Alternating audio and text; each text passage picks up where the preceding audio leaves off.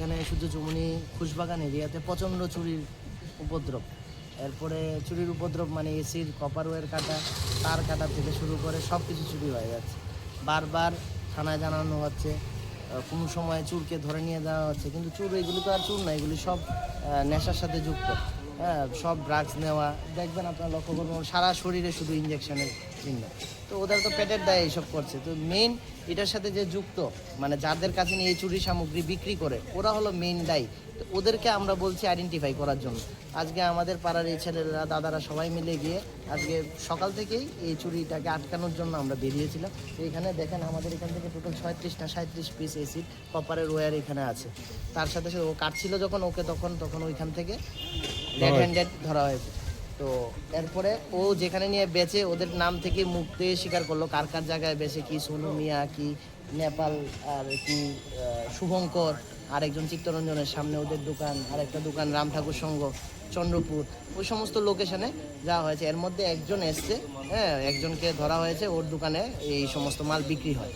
তো স্ক্র্যাপ মেটেরিয়ালসেরও তো অনেক কিছু রুলস থাকে যে এখানে আমি চুরির মাল বিক্রি করতে পারবো না, যেটা লিগেলি আসবে আমরা এটা বিক্রি করব।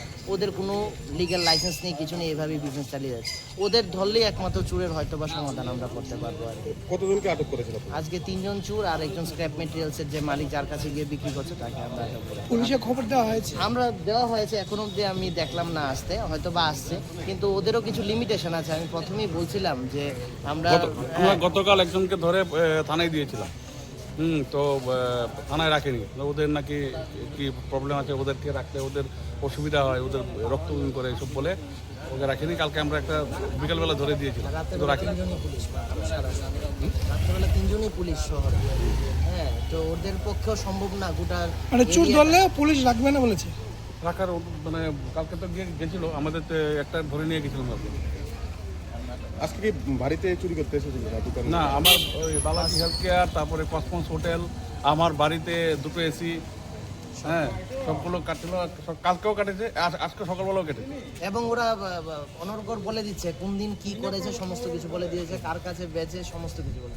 এখন প্রশাসনের কাছে আমাদের একটাই অনুরোধ, ওদেরকে মানে আইডেন্টিফাই করুন। ওদেরকে জানি ওদের তো আপনি হসপিটালাইজ করতে হবে, যে অবস্থা ওদের, ইঞ্জেকশনের রোগী এইসব।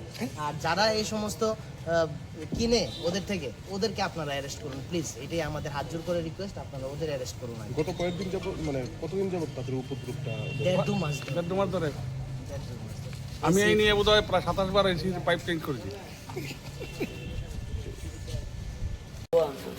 কি কারণে আটকেছে?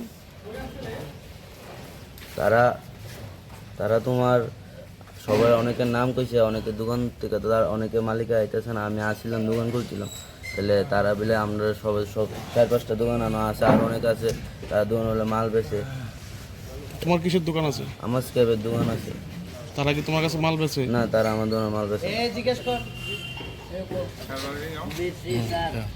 এখানে একটা খবর পাইছি যে এইখানে লোকেরা একটা চুর ধরছে মাল সহকারে।